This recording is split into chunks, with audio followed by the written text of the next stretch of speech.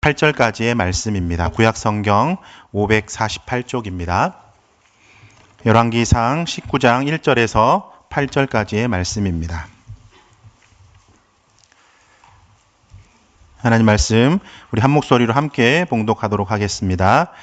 아합이 엘리야가 행한 모든 일과 그가 어떻게 모든 선지자를 칼로 죽였는지를 이세벨에게 말하니 이세벨이 사신을 엘리야에게 보내어 이르되 내가 내일 이맘때에는 반드시 내 생명을 저 사람들 중 한 사람의 생명과 같게 하리라. 그렇게 하지 아니하며 신들이 내게 벌 위에 벌을 내림이 마땅하니라 한지라. 그가 이 형편을 보고 일어나 자기의 생명을 위해 도망하여 유다에 속한 브엘세바에 이르러 자기의 사환을 그곳에 머물게 하고 자기 자신은 광야로 들어가 하룻길쯤 가서 한 로뎀나무 아래에 앉아서 자기가 죽기를 원하여 이르되 여호와여 넉넉하오니 지금 내 생명을 거두시옵소서. 나는 내 조상들보다 낫지 못하나이다 하고 로뎀나무 아래에 누워 자더니 천사가 그를 어루만지며 그에게 이르되 일어나서 먹으라 하는지라. 본즉 머리맡에 숯불에 구운 떡과 한 병 물이 있더라. 이에 먹고 마시고 다시 누웠더니 여호와의 천사가 또 다시 와서 어루만지며 이르되 일어나 먹으라. 내가 갈 길을 다 가지 못할까 하노라 하는지라. 이에 일어나 먹고 마시고 그 음식물의 힘을 의지하여 40주 40야를 가서 하나님의 산 호렙에 이르니라. 아멘. 네, 오늘 본문 말씀을 통해서 일어나서 먹으라 라는 제목으로 함께 말씀을 나누도록 하겠습니다. 여러분, 우리가 삶을 살아가다 보면 누구나 한 번쯤 몸과 마음이 바닥까지 내려가는 경험을 할 때가 있습니다. 때때로 앞이 보이지 않는 낙담에 휩싸이기도 하고 아무리 애써도 더 이상 힘이 없는 순간을 맞이하곤 합니다. 모든 것이 무너진 듯한 절망 속에 빠져서 힘겨운 상황을 만날 때 여러분들이 그런 상황을 만나면 여러분들은 어떻게 그 상황을 바라보고 또 어떻게 하십니까? 신앙인들이 절망 속에 빠지는 이유는 여러 가지가 있을 거라 생각되어집니다. 여러분들은 어떨 때 절망에 빠지시죠? 먼저 생각해 볼 것은 우리의 높은 기대와 현실 사이의 괴리감 때문에 우리는 절망에 빠집니다.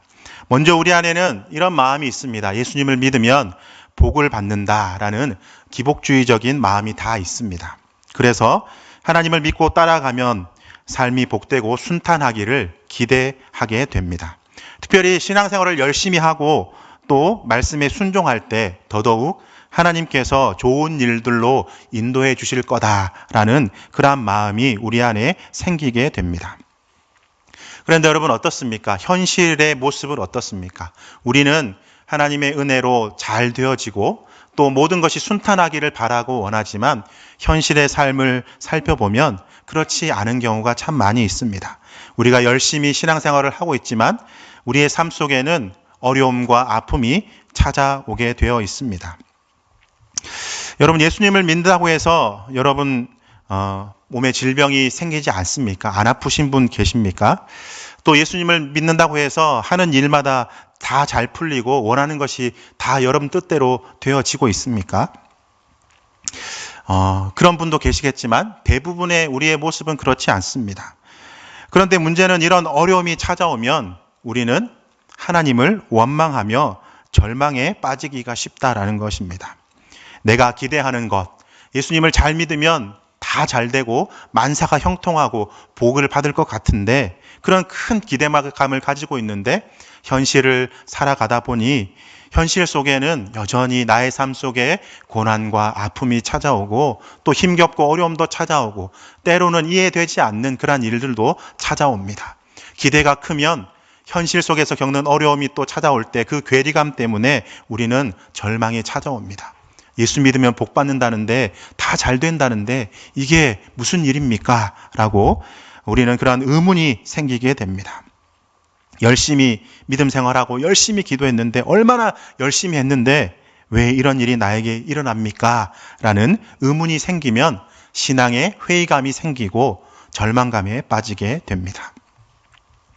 또 신앙인으로서 절망에 빠지는 경우의 두 번째는 하나님의 침묵을 경험할 때입니다. 이 성경을 읽다 보면 성경의 인물들은 하나님께 부르짖을 때, 성경의 인물들이 하나님께 부르짖을 때 하나님께서 즉각적으로 응답해 주시는 것들을 많이 보게 되죠. 하나님이 나타나셔서 길을 인도해 주시고, 또 어려움을 물리쳐 주시고, 또 말씀하여 주시고, 사람을 보내서 일하여 주시고, 이런 하나님의 은혜의 역사들이 성경에 많이 기록되어 있잖아요. 아브라함, 모세, 다윗, 바울 할 것 없이 하나님의 사람들이 하나님 앞에 간구할 때 즉시 놀라운 일들을 경험하는 것을 우리는 성경을 통해서 알고 또 보고 있습니다. 우리는 이 성경의 이야기에 익숙해서 우리도 하나님 앞에 즉각적으로 응답받기를 원합니다. 내가 어떤 일이 있을 때 하나님이 즉각 응답해 주셔야지만이 된다라고 이렇게 생각하기가 쉽습니다. 그런데 현실 속에서는 어떻습니까? 하나님의 강권하시는 역사, 또 하나님의 즉각적인 응답을 경험할 때도 있지만 대부분은 하나님의 응답이 즉각적이지 않거나 하나님이 침묵 속에서 길고 어려움의 시간을 보내게 할 때가 더 많이 있습니다. 이런 상황에서도 성도들은 하나님이 자신들의 기도를 듣지 않거나 자신들을 잊으셨다라고 느끼면서 깊은 영적인 절망감에 빠지게 됩니다. 하나님, 도대체 언제까지 기도해야 됩니까? 하나님, 왜 내 기도는 안 들어주십니까? 처음에는 이렇게 원망하다가 나중에는 어떻게 되죠? 하나님, 계시기는 한 겁니까? 이러면서 신앙의 절망에 빠지게 되죠. 또 세 번째로 우리가 신앙의 절망감에 빠지게 되는 경우는 끊임없는 영적인 싸움의 피로감 때문입니다. 여러분, 신앙생활은 끊임없는 영적인 싸움입니다. 만약에 여러분 안에 영적인 싸움이 일어나지 않고 있다면 여러분들의 믿음을 다시 잘 점검해 보아야 합니다. 우리는 영적인 싸움 가운데 있는데 그 싸움 속에서 사탄의 유혹, 세상의 가치관, 우리의 죄성과의 싸움 속에서 우리는 늘 살아갑니다. 그런데 우리는 때로 승리의 경험을 하기도 하지만 매번 싸움을 이어가다 보면 정신적으로도 그렇고 영적으로도 그렇고 또 신체적으로도 그렇고 지쳐가게 됩니다. 특히 이 영적인 싸움에서 실패하고 또 반복되는 연약함을 경험할 때 이런 것이죠. 아이고, 하나님 앞에 나의 연약함, 여러분 안에 다 연약함들이 있으시잖아요. 그런데 하나님 앞에 하나님, 제가 이것을 이길 힘을 주십시오. 저 이것과 싸워 하나님 앞에 죄 짓고 있는데 이것을 벗어나게 해 주십시오. 라고 기도하지만 매번 실패하게 되는 경우를 만나게 되잖아요. 그런 반복되어지는 영적인 연약함을 경험할 때 스스로에 대한 실망과 죄책감에 쌓이게 되고 또 절망 속에 빠지게 되는 경우가 많이 있습니다. 나는 왜 이토록 연약한가? 나는 왜 이것밖에 안 되는가? 이런 마음이 찾아오면 참 마음이 어렵습니다. 사역자인 저도 왜 나는 이것밖에 안 되지? 라는 마음이 찾아올 때가 참 많이 있습니다. 쉽게 화내고요. 또 미워하는 마음이 생기기도 하고요. 또 사역을 하면서 이게 맞는가라는 고민이 생기기도 하고요. 이런 마음이 찾아오면 저도 연약한 인간인지라 낙심하게 되고요. 좌절이 찾아오기도 합니다. 그런데 여러분, 이런 생각들이 계속 나는 왜 이렇게 연약한가를 반복해서 경험하게 되면 나중에는 이 소망함까지 흔들리게 됩니다. 즉 믿음의 근본까지 흔들리게 되는 경우를 만나게 됩니다. 그런데 여러분, 만약에 앞에서 말씀드렸지만 여러분들이 이런 영적인 갈등이 여러분 안에 일어나고 있다면 사실 여러분은 많이 성숙해지고 있는 겁니다. 왜냐하면 성숙해지지 않은 사람은 영적인 갈등이 일어나지 않습니다. 하나님의 뜻이 무엇인지 모르고 하나님의 뜻대로 살아가는 것이 어떤 것인지 모르는 사람들은 갈등을 하지 않습니다. 왜냐하면 자기가 자기 마음대로 삶을 살아가니까요. 하나님의 뜻과는 상관없는 삶을 살아가니까 갈등이 일어나지 않습니다. 그런데 말씀대로 삶을 살아가고자 하고 하나님의 뜻을 알아가고 내가 성숙한 그리스도인으로서 하나님의 자녀로서 삶을 살아가려고 하면 할수록 내 안에 큰 갈등들이 찾아오게 됩니다. 그런데 여러분, 이 반복되어지는 갈등 속에서 실패하고 또 넘어지면 이런 갈등 때문에 나의 마음의 소망함이 끊어지기도 합니다.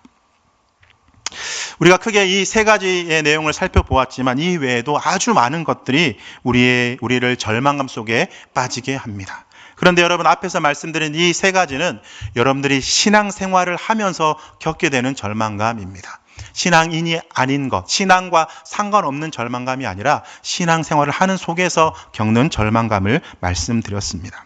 이외에도 아주 많은 것들이 우리를 절망감에 빠뜨리게 하고 있습니다. 절망 속으로 우리를 끌고 가고 있습니다. 네, 여러분, 지금 여러분들은 어떤 고민과 아픔을 가지고 계십니까?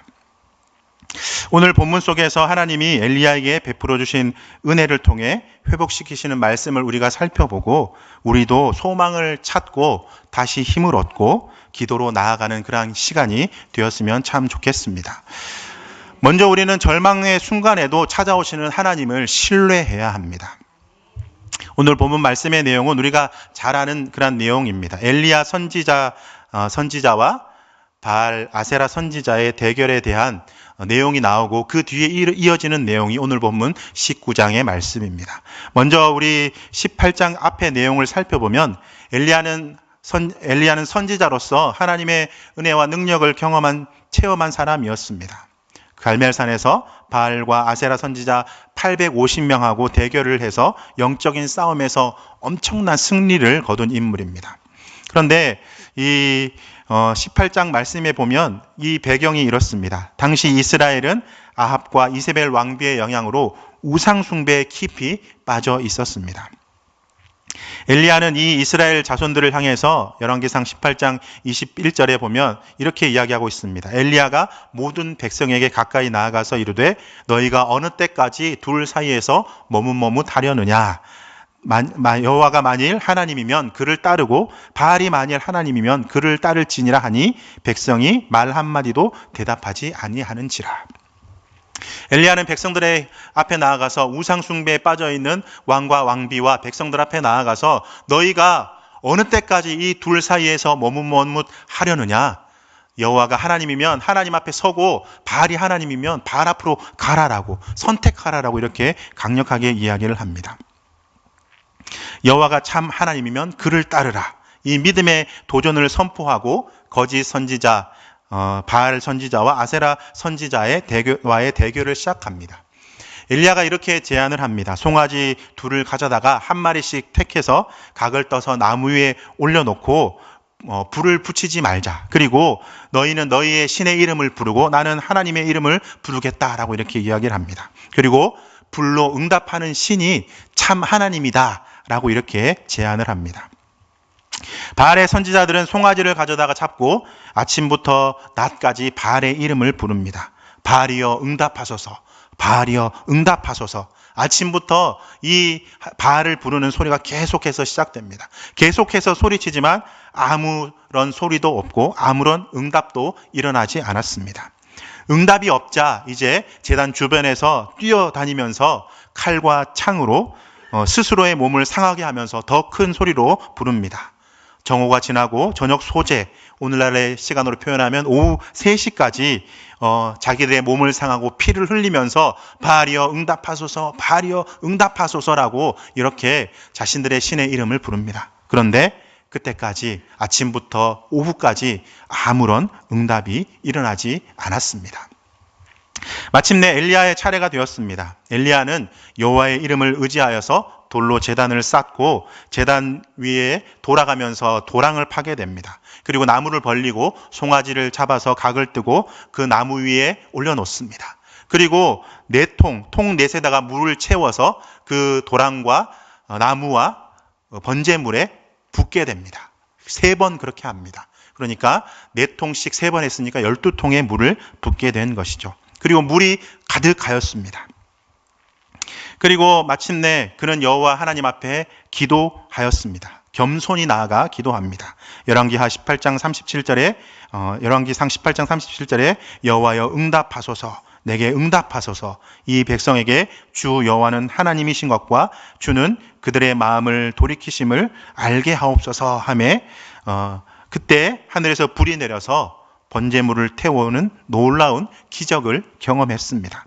그뿐만 아니라 엘리야는 이후에 하늘이 그때 당시에 극심한 가뭄을 겪고 있는 이스라엘 땅에 비가 내리지 않아서 3년 6개월 동안 비가 내리지 않았습니다. 그때 엘리야는 영적 전쟁에서 크게 승리하고 하나님의 능력을 선포하고 산에 올라가서 기도하게 됩니다. 그리고 마침내 3년 6개월이라는 기간 동안에 비가 내리지 않던 그 땅에 비가 내리는 큰 영적인 역사를 경험하게 됩니다.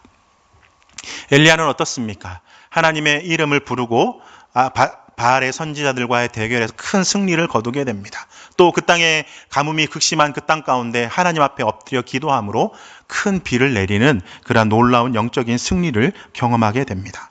그런데 그 이후에 오늘 본문 말씀이 참 중요합니다. 이러한 놀라운 승리의 순간이 지나자 엘리야에게는 전혀 예상치 못한 깊은 절망에 빠지게 됩니다. 그것은 무엇이냐면 승리 후에 들려온 한 소식이 그의 마음을 무너뜨렸습니다. 그것은 바로 이세벨이 엘리야를 죽이겠다라고 위협한 말을 전한 것입니다.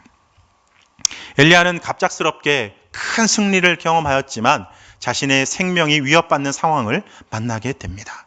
우리는 보통 어떻습니까? 하나님의 이 영적인 은혜, 큰 은혜를 경험하게 되면 그 뒤에는 탄탄대로가 열리고 뭐든지 잘 풀릴 거라고 생각하게 되는데 엘리야처럼 우리도 이런 경우를 만나게 됩니다.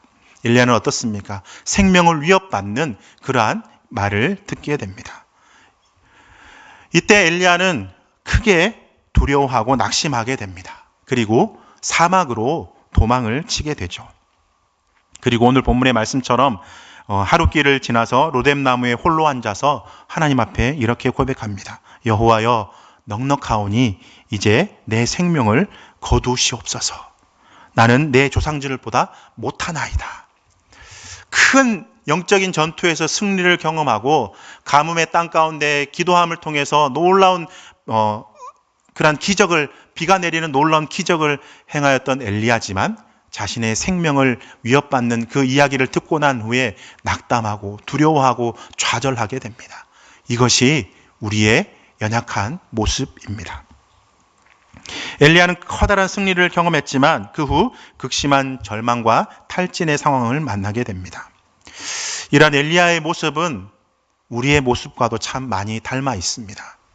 우리는 하나님의 은혜를 경험하고 또 경험하며 삶을 살아가고 있지만 어떤 일을 만날 때 그것이 작든 크든지 간에 그것을 통해서 우리의 마음이 무너지고 우리의 믿음이 무너지는 경우를 만나게 됩니다. 우리의 믿음 안에서 승리의 은혜를 경험한 후에도 작고 사소해 보이는 문제 앞에서 다시 절망하고 낙심할 때가 참 많이 있습니다. 하나님이 함께 하셨던 그 큰 은혜의 순간이 무색할 정도로 한마디의 말이나 상황이 우리를 무너뜨릴 때가 참 많이 있지 않습니까? 여러분이 하나님께 온 마음을 다해 기도하고 애써 나아갔음에도 불구하고 해결되지 않는 문제들 때문에 절망해 본 적은 있지 않으십니까? 사랑하는 사람이 병으로 고통받고 있을 때, 경제적인 어려움이 닥쳐올 때, 또는 관계가 깨어질 때 우리는 우리의 믿음과 소망이 흔들리고 때로는 우리도 엘리야처럼 하나님, 저는 더 이상 감당할 수 없습니다. 차라리 저를 죽여주십시오 라고 절규하고 싶을 때가 있습니다. 바로 이때 우리는 하나님을 기억해야 합니다. 엘리야는 이세벨로부터 도망하여 광야로 도망하게 됩니다. 그리고 하룻길쯤 가서 한 로뎀나무의 아래 앉아서 자기가 죽기를 하나님께 요청합니다. 하나님이여, 넉넉하오니 지금 내 생명을 거두시옵소서. 그리고 지쳐 잠이 들었습니다.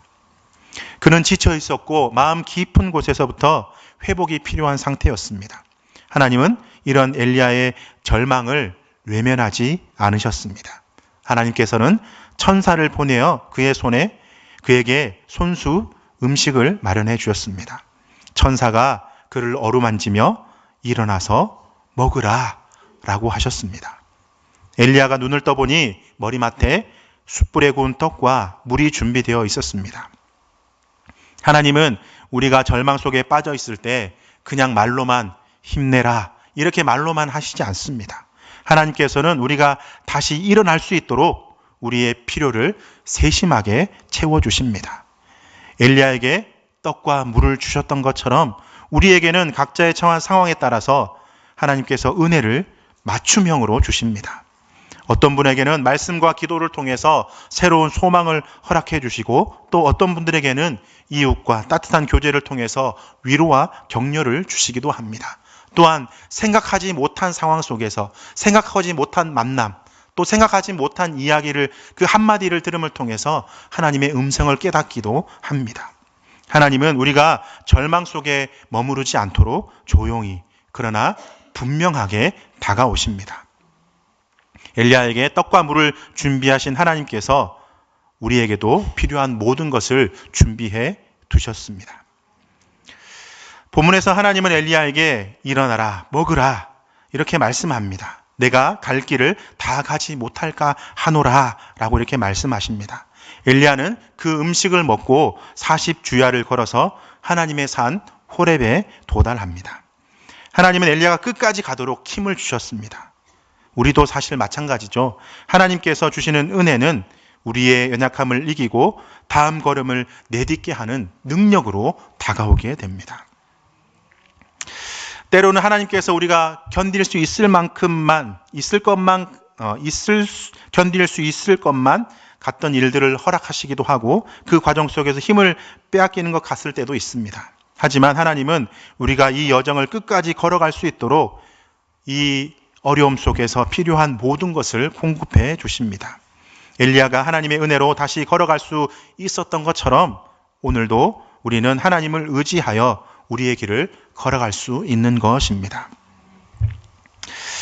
우리는 때로 엘리야처럼 깊은 절망 속에서 이젠 더 이상 못하겠다고 외치며 하나님께 우리의 마음을 고백할 때가 있습니다. 그러나 하나님은 그 고백을 들으시고 우리에게 새로운 힘과 소망을 허락해 주십니다. 우리의 연약함을 돌보시고 우리의 지친 마음을 어루만지시면서 우리에게도 일어나라, 먹으라, 내가 갈 길을 다 가지 못할까 하노라 라고 이렇게 말씀하시는 분이 바로 우리 하나님이십니다. 오늘 우리의 마음이 주님 앞에 무너져 있다면 주님께 나아가서 우리의 마음을 솔직하게 고백해 보시기를 바랍니다. 주님, 저 너무 힘들어요. 더 이상 나아갈 힘이 없어요. 일어설 힘이 없어요 라고 말씀해 보십시오. 그러면 엘리야에게 천사를 보내어 떡과 물을 준비하신 하나님께서 오늘도 우리에게 꼭 필요한 힘과 은혜를 허락해 주실 줄로 믿습니다. 오늘 주님 앞에 나와서 주님을 바라보는 여러분들 가운데 엘리야에게 말씀하셨던 것처럼 일어나라, 먹으라, 그리고 길을 가라 라고 분명히 이렇게 말씀해 주실 줄로 믿습니다. 우리에게는 하나님께 기도할 수 있는 특권이 주어져 있습니다. 우리는 하나님의 자녀이기 때문에 그렇습니다.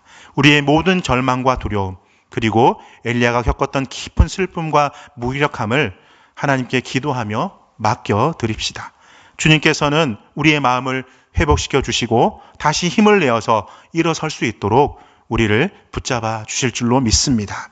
이 시간 기도하며 하나님께 모든 무거운 짐을 내려놓고 우리를 향한 하나님의 은혜와 돌보심을 구하며 그 은혜를 경험하는 저와 여러분들 되기를 간절히 소망합니다.